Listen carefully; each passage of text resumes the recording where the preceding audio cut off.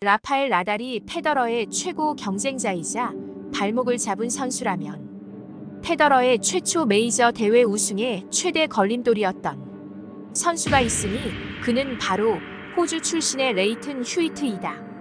피터 샘프러스나 앤디 로딕보단 임팩트가 적은 선수였지만 테니스 역사의 중요한 흐름 속에 있었던 선수이다. 페더러와 동갑인 휴이트는 페더러보다 먼저 2001년 US 오픈 우승, 2002년 윈블던 우승자이다. 물론 전 세계 1위 선수였다. 휴이트의 최대 장점은 안정적인 포핸드와 자유자재로 구사하는 투핸드 백핸드이다.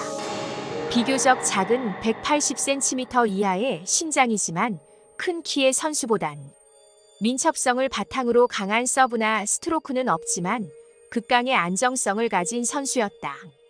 2000년 극초반까지 강한 서브와 발리, 그리고 3구나 5구에서 결정 짓는 유형들 속에서 휴이트는 랠리를 오래 가져갔고 백핸드의 안정성을 극대화했었다. 다시 말해 웬만한 선수들은 백쪽 강한 서브와 백쪽 긴 랠리에 밀리거나 실수를 연발했지만 휴이트는 밀리지 않고 오히려 백핸드 리턴과 연결구가 매우 안정적이다 보니 공격하는 선수가 실수가 많아지는 형국이었다. 2001년 US 오픈 당시 준준 결승에서 당대 최고 서브를 자랑하는 앤디 로딕을 세트 스코어 3대2로 승리하며 관중을 놀라게 한다. 결승에선 당시 최고인 샘프러스를 만난다. 1세트에 7대6, 2세트에 6대1, 3세트에 6대1로 휴이트가 완승을 거두며 메이저 대회에서 우승을 한다. 비등한 경기도 아닌 완승을 한다. 그때 경기 끝에 악수를 나누는 샘프러스의 당황한 표정이 역력했었다. 사실 이전 경기들에서 이미 조짐이 있었다. 2000년 US 오픈 세미파이널에서 1세트 7대6, 2세트 6대4, 3세트 7대6으로 샘프러스가 겨우 진땀승을 거두더니 같은 연도 잔디코트 대회인 퀸즈 파이널에선 2대0으로 완패했었다.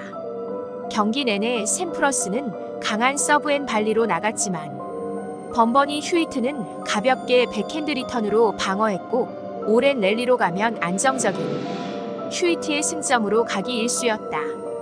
이미 미국 주도 하에 강한 테니스는 균열이 나기 시작한 시점이기도 했다.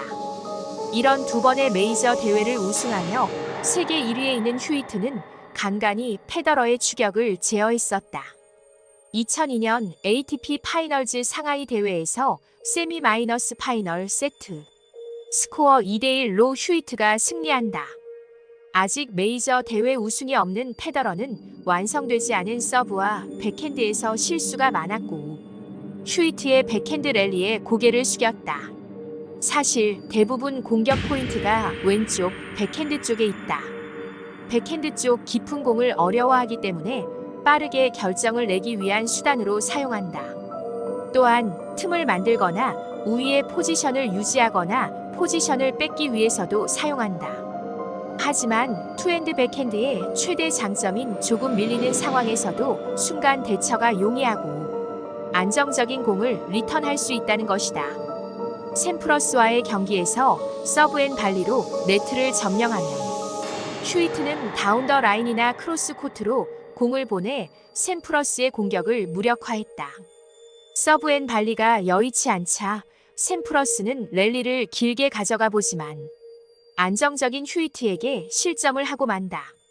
지금의 시너와 알카레즈는 바로 휴이트의 최대치 업그레이드 버전인 것이다. 자, 이런 시국에 페더러의 어떤 노력이 있었을까?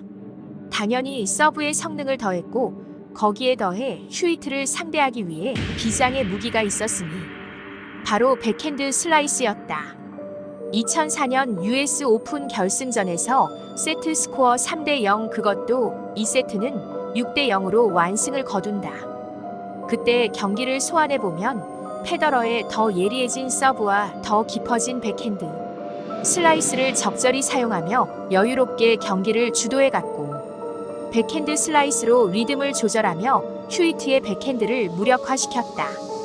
계속되는 페더러의 슬라이스를 휴이트도 같은 슬라이스를 걸지만 이내 균형을 잃게 되고 페더러의 페이스로 넘어가는 걸 볼 수 있다. 2010년 호주 오픈 4라운드에서 만났지만 세트 스코어 3대 0으로 이젠 페더러의 상대가 되지 않았다. 페더러의 인터뷰에서 휴이트의 백핸드를 대항하기 위해 백핸드 슬라이스를 더 개발했다고 한 적이 있다. 자유롭게 치는 투핸드 백핸드를 슬라이스로 제어한다. 휴이트 덕에 더 날카로워진 백핸드 슬라이스를 장착한 페더러는 승승장구하며 메이저 대회 우승에 가속도를 붙이게 된다.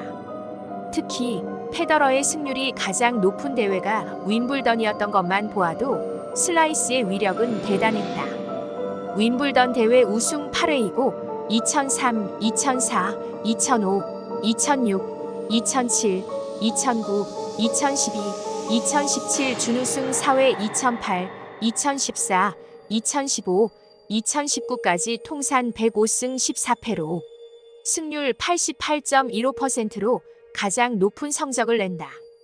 아시다시피 윈블던은 전통적인 천연잔디 코트이다. 슬라이스에 공은 거의 가라앉다시피 한다. 천연잔디에서 공을 쳐본 사람이면 그 특이성을 알 수 있다. 인조 잔디와는 전혀 다르다. 마치 공이 미끄러지는 느낌이라고 할까. 그러니 휴이트 덕에 갈고 닦은 슬라이스가 최고의 빛을 발산하게 된다. 페더러의 슬라이스는 4가지에서 6가지의 기술이 숨어 있다. 같은 슬라이스의 구질을 보내지 않는다. 어떤 각도에서의 슬라이스 거느냐에 따라 달라진 구질의 공이 가게 된다. 투핸드 백핸드의 가장 취약점이 바로 아주 낮은 구질의 공이다. 스핀이 걸린 어깨 높이의 구질을 페더러가 가장 싫어한다면 휴이트는 개의치 않는다. 하지만 아주 낮은 구질의 공은 투핸드로 친다면 자세를 많이 낮추어야 하고 슬라이스의 구질을 순간 확인하는 찰나가 있어야 하기에 반박자 느리게 처리해야 한다. 특이한 점은 보통은 투핸드의 선수는 슬라이스를 선호하지도 않지만 싱글 백핸드의 선수보다 슬라이스가 약하다. 물론 나달은 제외다. 이 시점에서 우리는 슬라이스를 어떻게 활용할 수 있을까? 요즘은 거의 투핸드 백핸드를 배우기 때문에 슬라이스를 잘 활용하지 않는 경향이 있다. 싱글 백핸드나 구력이 오래된 동호인들이 흔히 쓰는 수비 유형이기도 하다. 슬라이스는 수비 플레이, 드롭샷, 랠리 속도 변경에 사용되는 다용도 샷이다. 랠리에는 특정한 박자가 발생하는데 박자를 늦추거나 변화를 줄 수 있다는 얘기다. 슬라이스 메커니즘은 기본적으로 공이 낮게 유지되고 바운드 될 때 미끄러지는 특성이 있다. 드롭샷, 수비 슬라이스, 어프로치 샷 등이 있고 전략적으로 사용할 때 극대화가 된다. 우선 싱글 백핸드를 다양하게 치는 동호인이라면 최고의 기술이 더해질 수 있다. 하지만 평상시 백핸드를 거의 수비 슬라이스 유형으로 치는 동호인들에겐 크게 도움이 되지 않을 수 있다. 페더러처럼 매번 다른 구질의 백핸드 슬라이스를 구사해야 큰 효과를 얻을 수 있다. 많이 깔리거나 오른쪽, 왼쪽으로 휘거나 휘는 정도에 따라 까다로운 구질의 공이 될 수 있다. 백핸드 슬라이스를 잘 치는 방법에 대해서는 다음 편에 설명하고 오늘은 슬라이스가 필요한 이유에 대해 집중했다. 테니스는 상대성이 강한 구기 종목이기에 슬라이스를 잘 활용한다면 페더러가 휴이트에게 하듯 최고의 무기가 될 수 있다. 슬라이스에 대한 연구를 같이 해보자. 공감의 구독이란 서브 오늘도 날려주시고요. 디그앤디그